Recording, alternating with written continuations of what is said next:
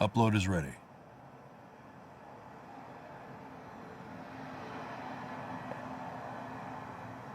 Evie, ready? Yes. Okay, good. Please operate on patch 1.2. And scan for the latest memory you can find, ideally just before her death. Understood.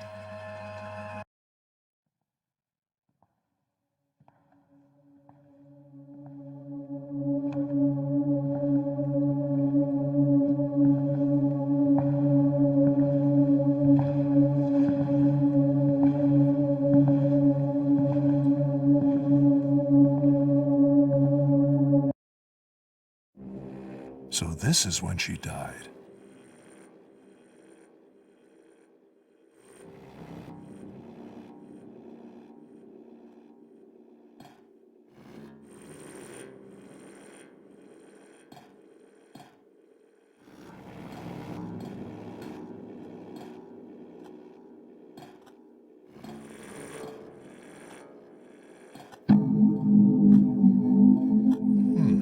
Interesting glitch on the clock.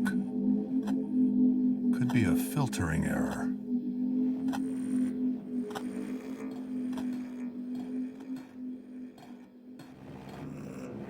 Reconstructing glass from memories.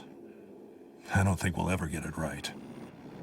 Maybe someone will figure it out eventually. But it's always going to be a wild guess. Unless we start using discs instead of our brains.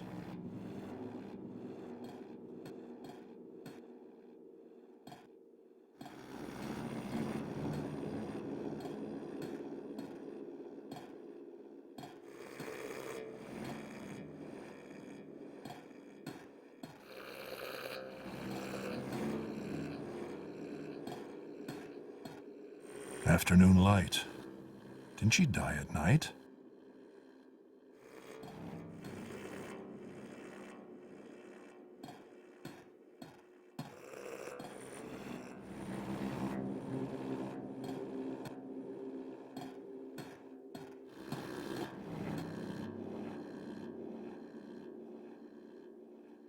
Afternoon light. Didn't she die at night?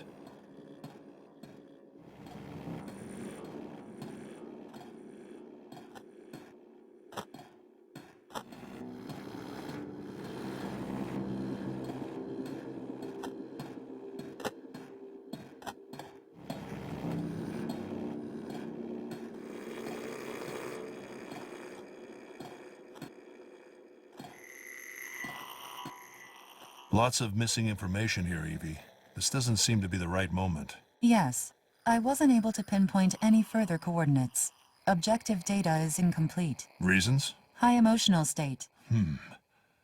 She might have known she was going to die. Is there enough data to reconstruct a subjective state of the memory? Yes. Good. I'll enter the subjective state and see what I can find.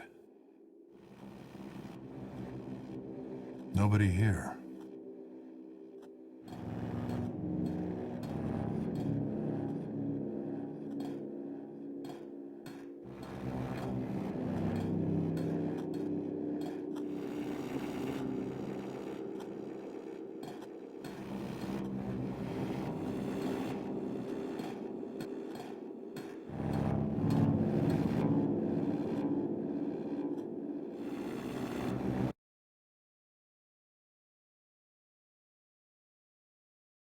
Subjective reconstruction was successful, but I couldn't interpret all data. It's fine, Evie.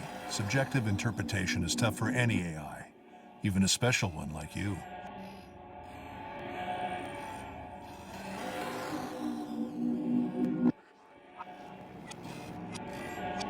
That ladder goes down to the first floor. That ladder goes down to the first floor.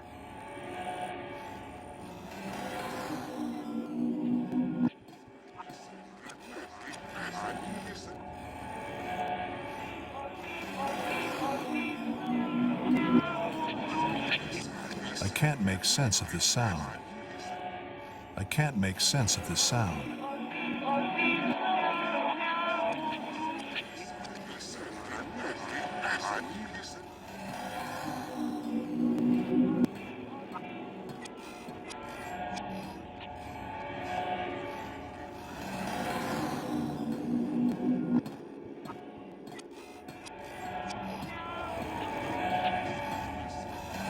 this be her as a child?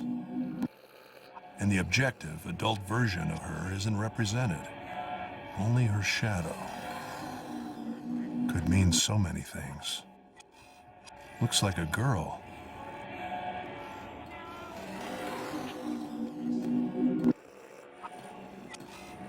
Evie, there seems to be a bugged reconstruction here. No way to fix it, right? There is incomplete data linked to this coordinate. Shouldn't be too far. I need to find the data to reconstruct this. The data is linked to this spot.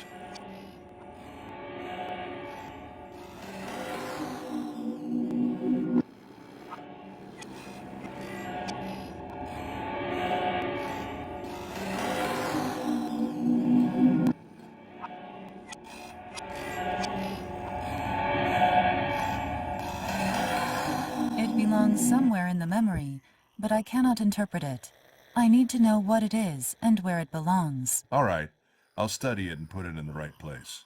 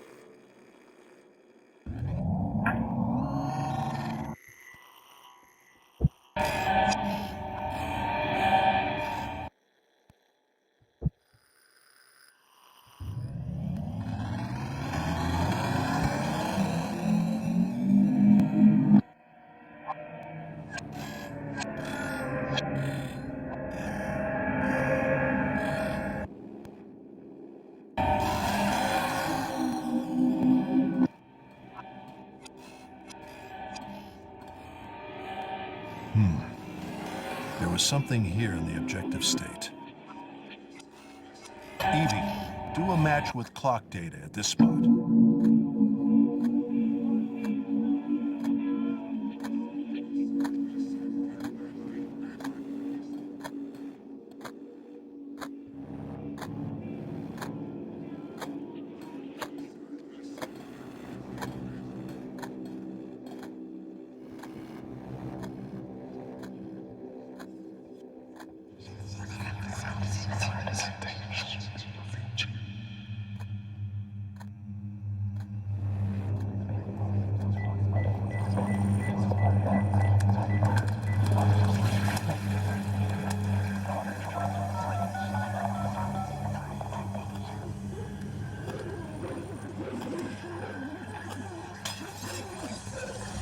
Picture of a dog following her.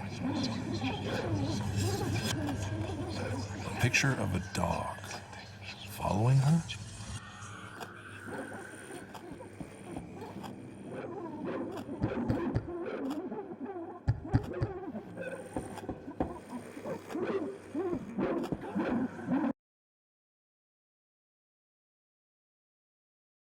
Maybe this is the right moment.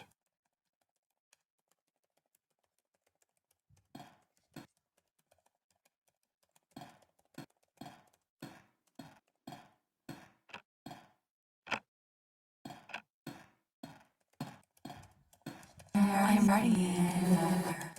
Take calm day. Hands, everyone.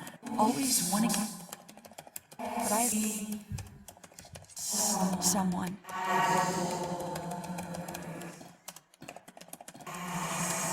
Future. I'm ready. Words, not enough to make sense, though. Calm day. Hands, everyone. Always wanting. So the laptop was here. She even took the time to write something. Someone.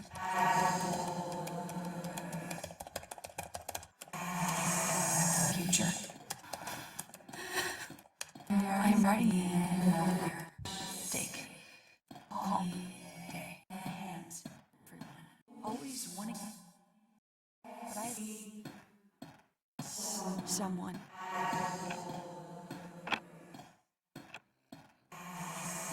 Future. I'm ready. Take calm day. Hands, everyone. Always wanting, but I be someone.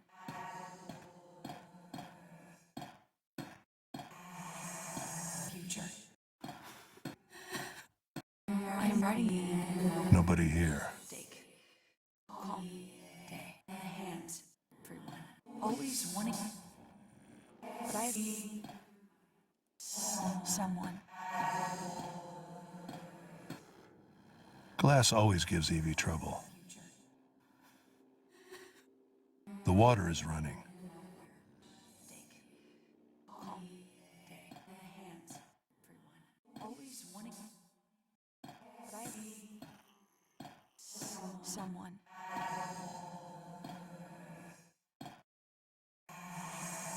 Future. I'm ready. Take calm day. Hands, everyone. Always wanting, but I be someone.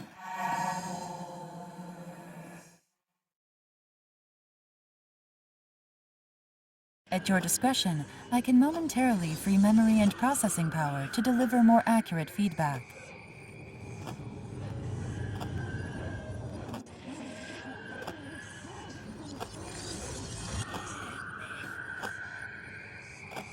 A spider web. No way out.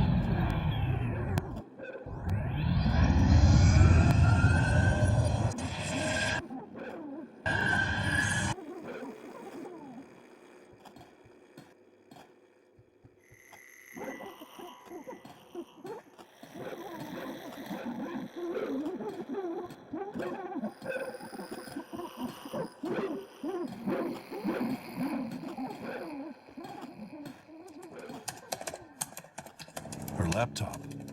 If it's in the objective state as well, then somebody did take it.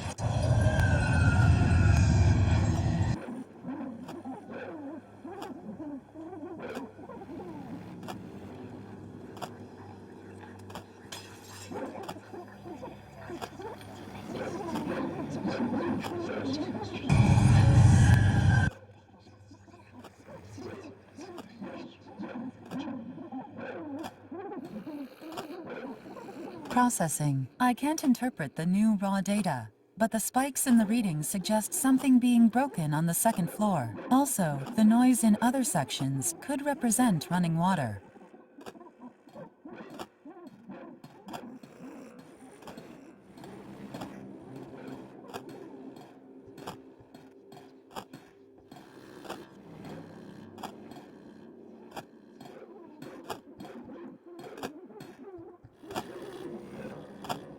No mirror. Glass always gives Evie trouble. Seems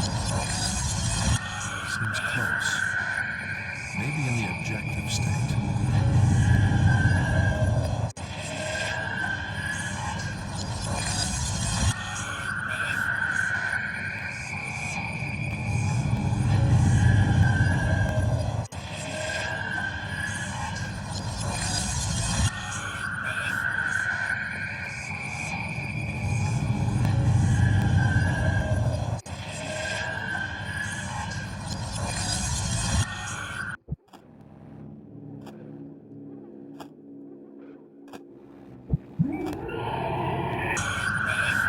Seems close.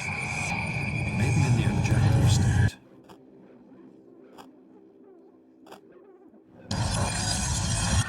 Seems close. Maybe in the objective state.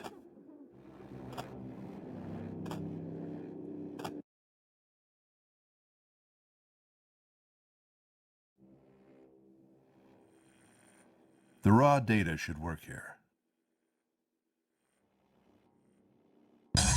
Evie, do a match right here with a mirror being violently broken.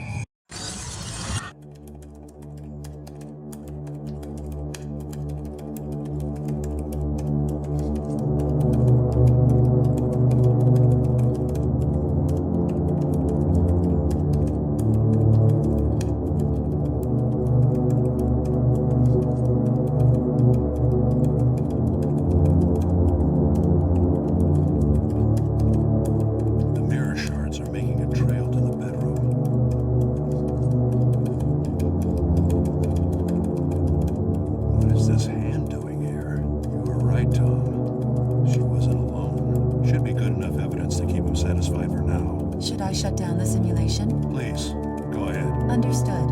Shutting down in 3, 2, 1.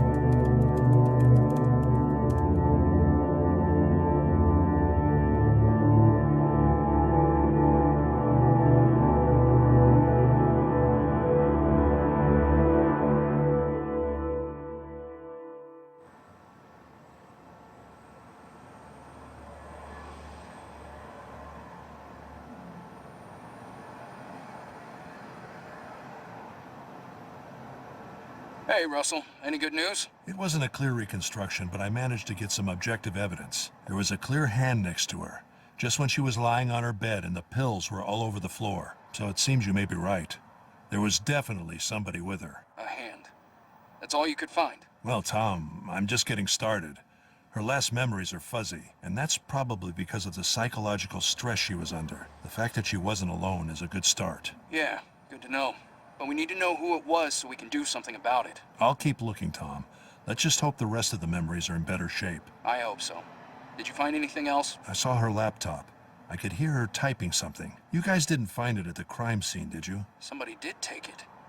But whoever did is a ghost. We saw the security cameras. There was no one. All right, this is getting interesting. What else did you see? I saw a lot of other things. I just need to understand her unconscious better. It's fine, Russell. Just keep looking, but I need something else from you. We need to get into her private email. The password. We were able to hack the words, but there are 3 numbers at the start that we don't know. We have only a few shots at this, so that's why I need you.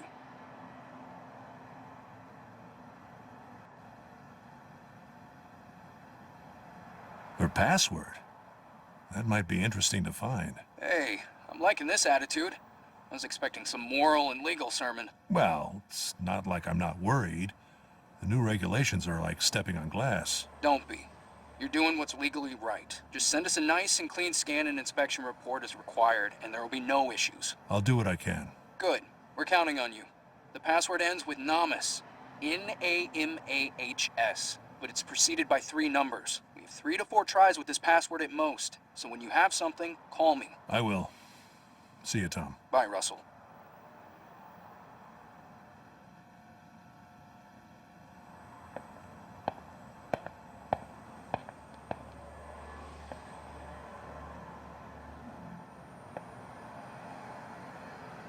Finding a password will take time.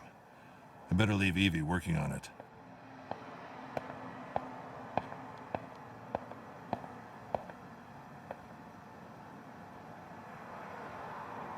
Upload is ready.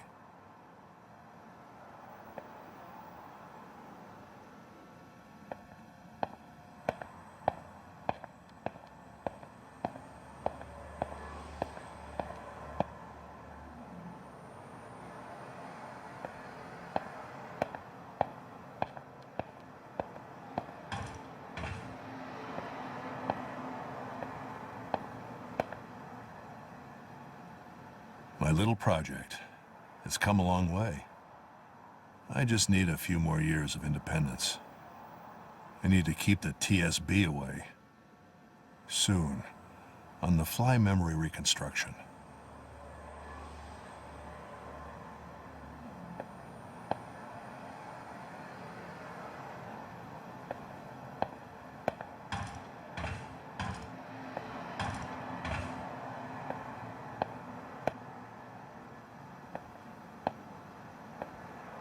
Okay, Evie, we need to find that password. But most importantly, how and why she died. If you can isolate memories or dreams that may have a connection with the password, or emotional patterns similar to those of her death. A deep search is needed to find such patterns. It will take time. Yeah, I know. I could use some rest anyway. Understood. Search will run overnight. Optimize the processes as much as you can. Good night, Evie. Thank you. Good night.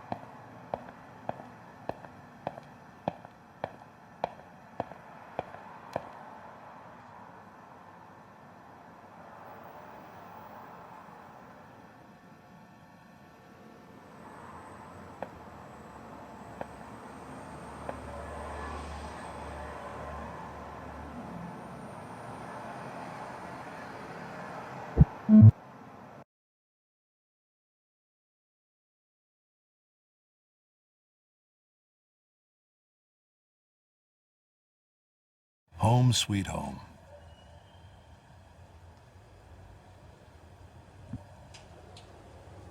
There's never enough time.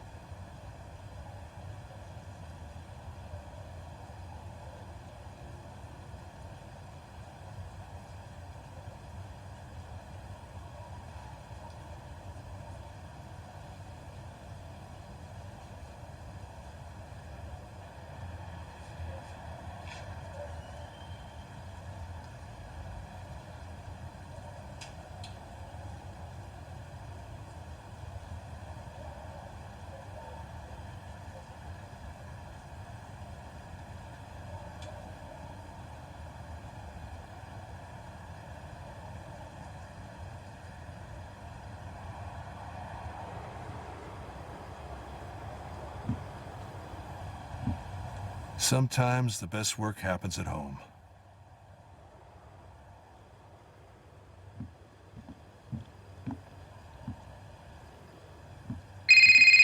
Carl. So what do I owe this surprise? Russell, how are you? No complaints. How about you? All good, thank you. Happy to hear that.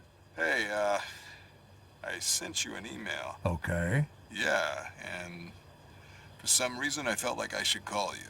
It's nothing serious, just wanted to call you personally and, tell you that, well, you know, wanted to say that regardless of our professional differences, I'm still here.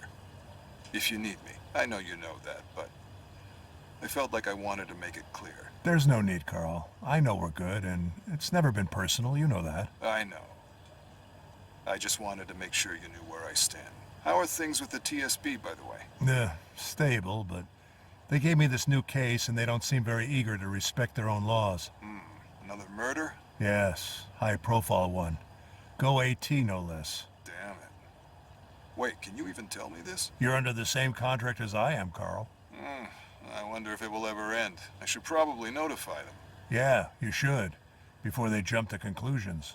You're absolutely right. And how are you doing? Lots of change. House, work, people. Even this number will have to go. How secretive. Nah, it's just a renewal. I won't lie that it feels good to have just a little bit more funding, though. You should try it one day. I bet it does. But you know... You gotta finish your work. I know. Anyway, Russell, I'm glad to hear that you're okay. Let's be in touch, all right? And make sure to check that email I sent you. Sure, I'll read it. Good. Bye, my friend. Be safe. You too, Carl. Take care.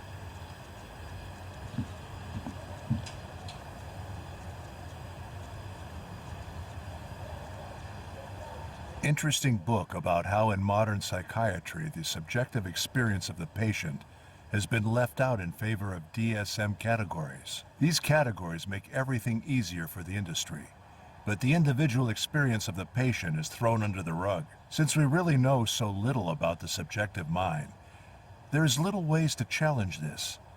I hope our research finally changes that.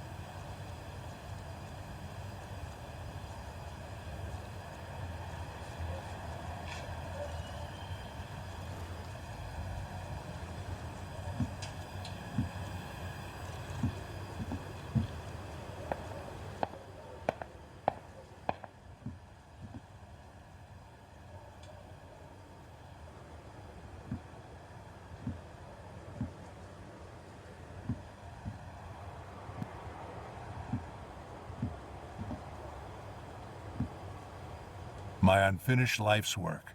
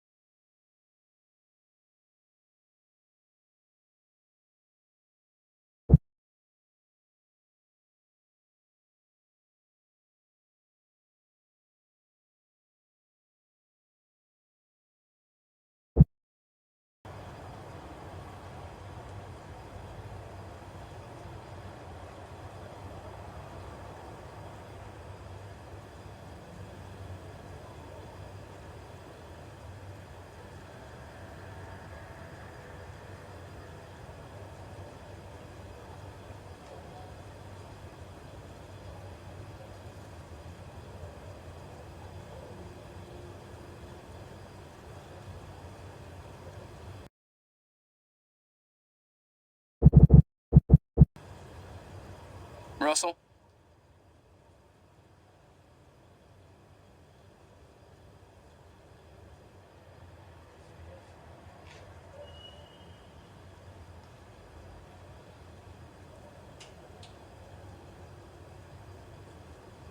Is there anything else you can tell me about her? You mean besides the report? But how does it help exactly? I just need you to see who the killer was. I know, but it's not that easy. Knowing a bit more about her can help me interpret her mind better. All right, let me grab some notes.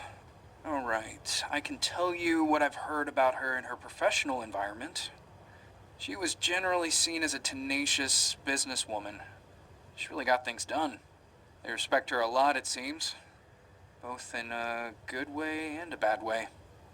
She designed most of their contracts and supervised a lot of big deals. Her law background plus her business skills were seen as a powerful mix. It said the contracts are very controlling. But they got away with it because the salaries are through the roof. What else? Let me see. Well, she also got a lot of admiration and respect. It says here that the success she brought to the company in some departments made a lot of people happy, even her employees. Intelligent, ruthless, tenacious, capable, a divisive figure, I'd say.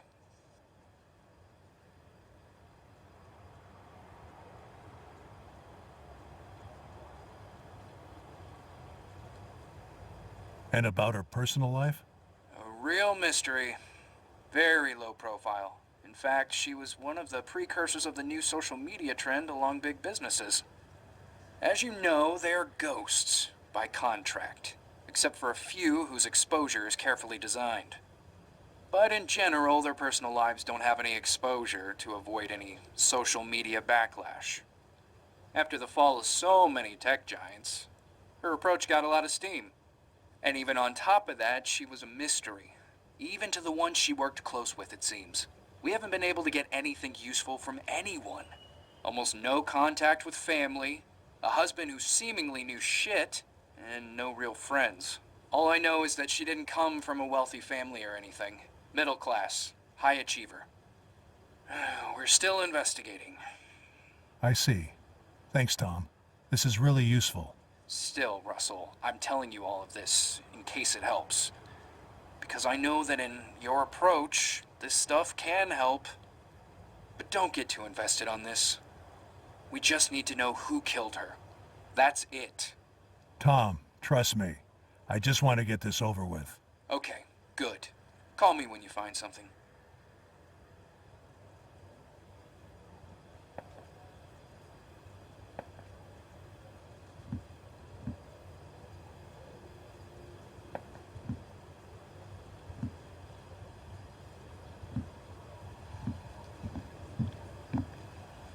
I should use it more. Who am I kidding anyway?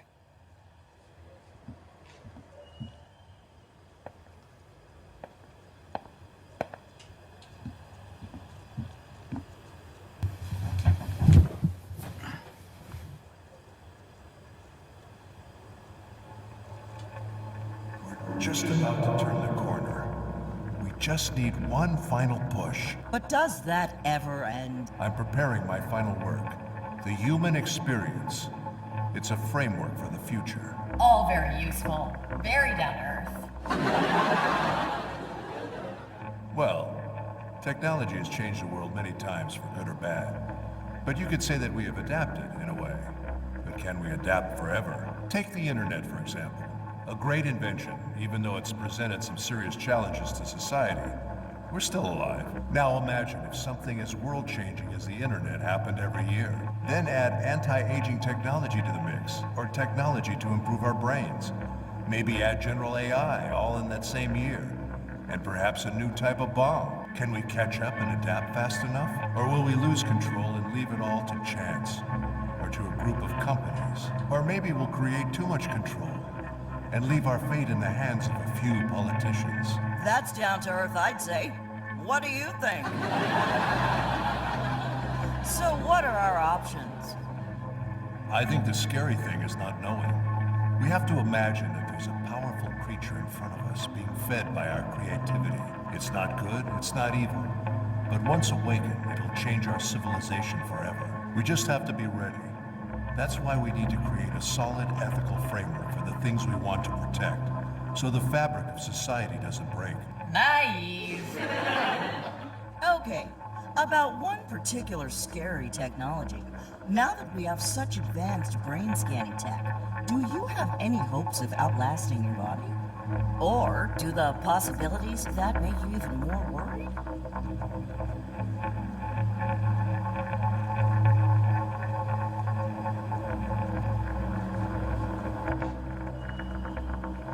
I take it slowly, but I'm excited by the possibilities. And what would you say is your biggest drive in all of this? This independent quest? I'm not sure. It's... He wants everything. But why are you still using that voice for Evie? There are so many good ones now. The fewer layers, the better. We don't need the emotional layer in the voice, do we? Well, why not? Wouldn't that make communication easier? No, it wouldn't. We've talked about this, Joshua. Getting things done between humans and understanding each other is hard enough already. Give me one good reason why I should add that to an AI assistant. What I need is her data expressed as rationally and plain as possible. Like an equation. This fantasy of human-like voices is just as stupid as it is dangerous. All right. Jeez. Maybe you should add the emotion to yourself. Excuse me? Nothing.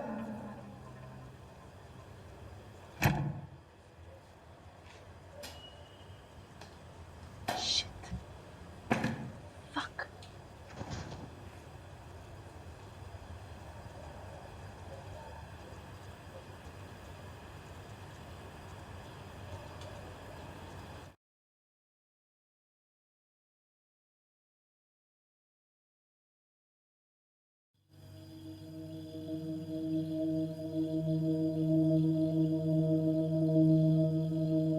I haven't slept well lately.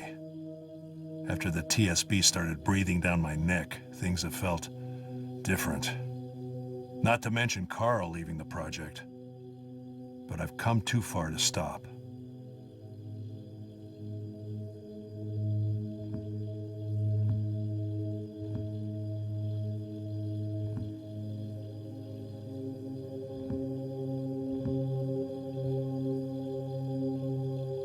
Carl's email, and of course a podcast is included.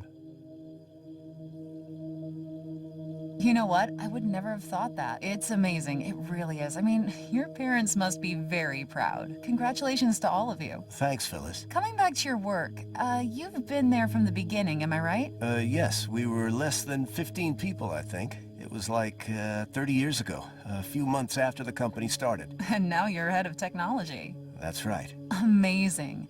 So, before I ask you how smart you gotta be to do that, tell me, how did you guys move from being a small web research company with almost no investment into a company that leads on AI and pretty much every other technology for that matter?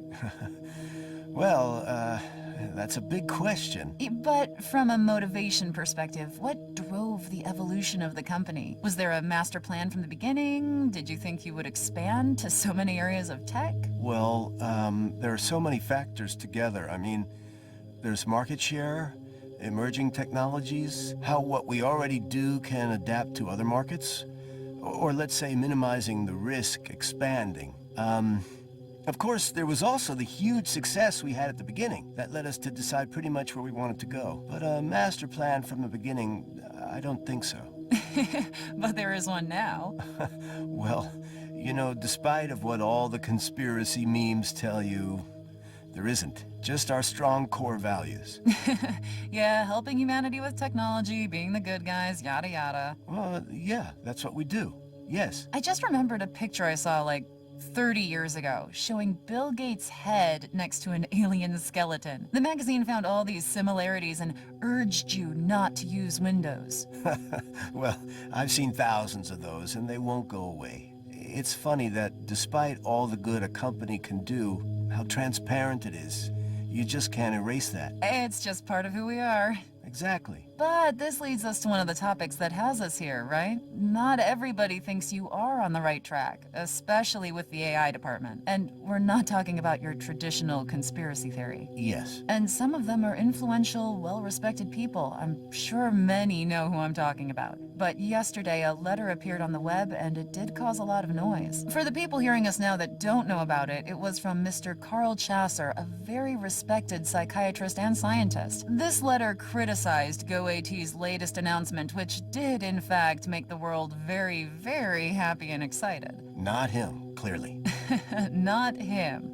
Well, he criticized it for completely missing what's essential and saying it could lead to the worst step in our evolution ever taken. Yeah, well... And give me a second. Then he says a number of reasons why this shouldn't be accepted by governments, and goes on explaining in a very, if I may say, and this is only my opinion, in a very sort of poetic but cryptic way. Well, to be honest, I wouldn't know where to start answering the letter, because the attacks are so surreal that we sort of would have to study the letter first and try to find out its meaning. Yeah, it is cryptic. Exactly. And you know what? I'm sorry to say this, but that is a very pedantic attitude. Pretty common along some intellectuals, actually. I mean, when I try to explain something to people, I don't try to confuse them first, you know? He's more than welcome to participate with his opinion. We know he's doing incredible research about the human mind, but certainly this doesn't help anybody. I don't think he actually understands what we are doing. He is incredibly paranoid, and he is full of dangerous mysticism. He's putting in our hands the responsibility of crushing surreal things that nobody understands, while in fact, what we are doing is increasing quality of life by a big margin, and nobody can deny that. Let me tell you this. Nothing we are doing is secret. Everything is what people want and need, and we are delivering it proudly and transparently.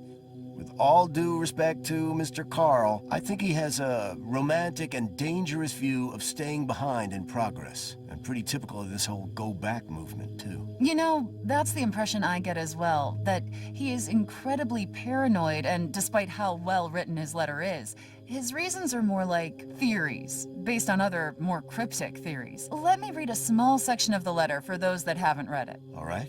It says, "We are like reptiles that not long ago were fish, exploring the land for the first time, seeing how the rays of the sun blur through the water that gently covers our eyes. While we cannot yet explain or even wonder about this moving painting in front of us, we are inevitably inspired, seeking peace in the heat while we get to be one with the land."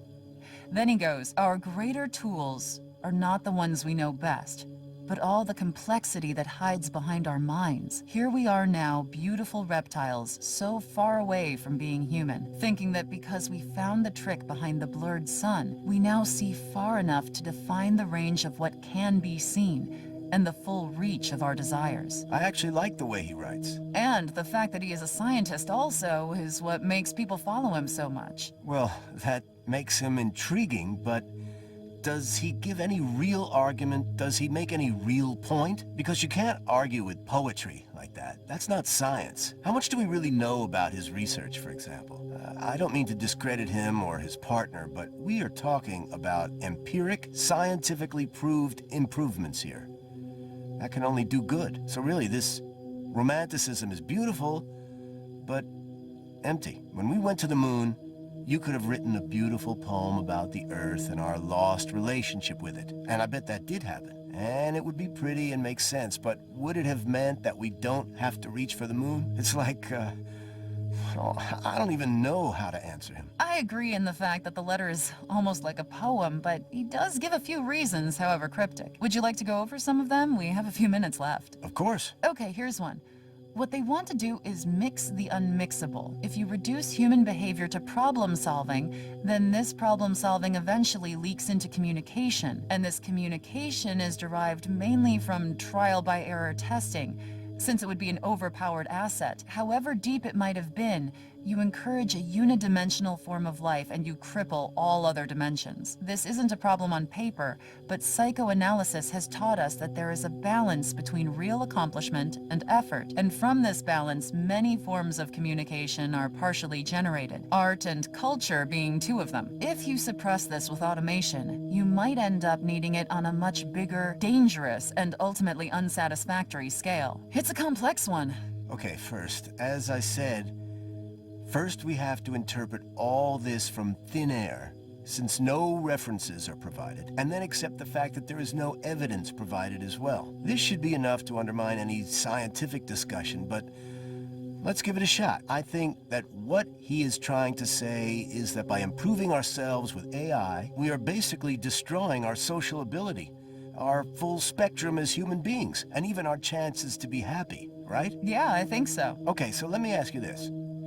So how is it then that with all the technology we already use day to day, the world is actually a better place than any other time on Earth? I do think there are arguments against that. We have our problems, but we are healthier, better fed, more educated. While AI houses do everyday things, we can spend that time with our friends, family, reading or exercising. We die older. We have never cured so many diseases, and the list goes on.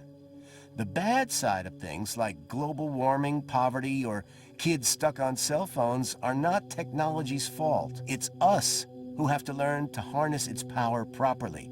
Teach our children, like we controlled fire in the past, when we didn't even know how to write. In fact, we believe technology will bring the solution to these things, not politics. So this announcement is about the next step of that help. Less problems, more time, and even more energy to think big, to solve maybe even bigger problems. It's like using a calculator. You can do simple equations with your mind, a pen, and a paper, but you can't simulate quantum behavior without the help of a computer. So it's time the calculator becomes something more essential, something your instinct can depend on and use in a split second. It's just a tool. It doesn't stop making you who you are. That's just paranoia, the same that appeared on every other technological advancement. This is no different from other advances. It's just that because it's not an external tool, it makes some people nervous. I don't blame people really, but time will tell how good this is, like it always has. So, in a way, it's like being able to access more processing power on the fly, like an integrated calculator, but without changing the way thoughts are processed. Exactly. You will just have more tools at a faster speed without the need to use your cell phone or charge it. And therefore, we may make better decisions and solve more problems. Right. It will enhance your creativity and your life in general, but it won't change who you are, your emotions towards other people, and the way you socialize. You can have a drink from time to time and have a good laugh for no reason. It's only a fast access tool. I want to try it. You and everybody else. Okay, well, I think we're running out of time. Let me ask you one more thing. Go ahead. Do you have a master plan involving alien species? Oh, you got me. I knew it. Thanks for coming, Ted. I hope you can join me again soon. Just say the word. Okay, ladies and gentlemen, Ted Baza, Chief Director at GoAT's AI Department, once again kindly coming down to talk a bit about technology and the future. Thanks again, Ted. It's my pleasure. Now, let's get back to some music, and later I'll leave you with the great Rosemary and her new selection of today's artists. See you soon.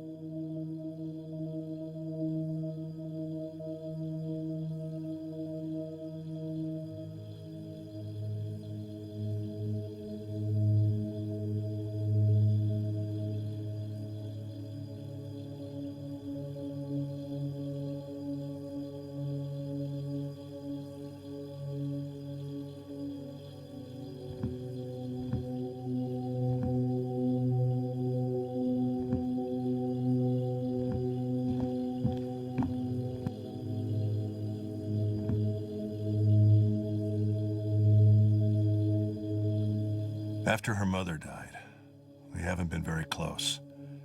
She blames me for not being close enough, I think. For being too focused on my work, especially during my wife's last days.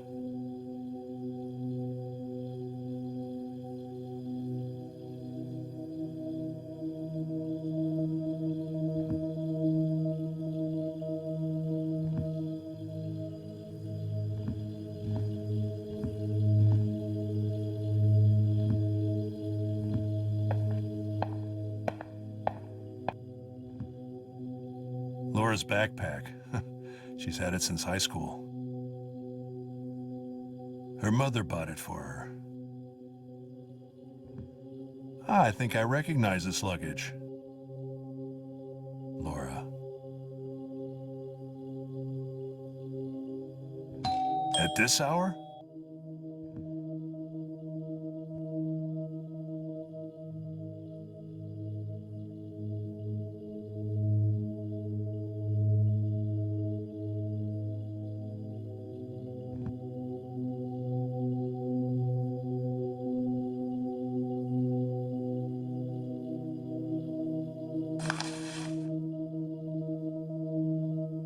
What is this place? What have you gotten me into, Tom?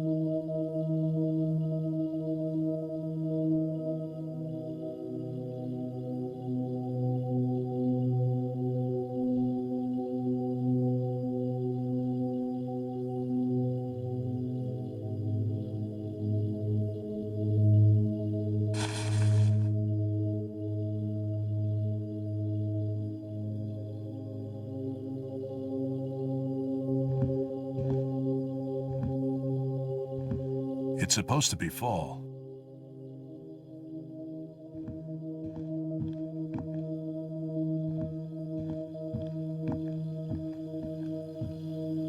How considerate. Does she do this on purpose? Is there any reason for this?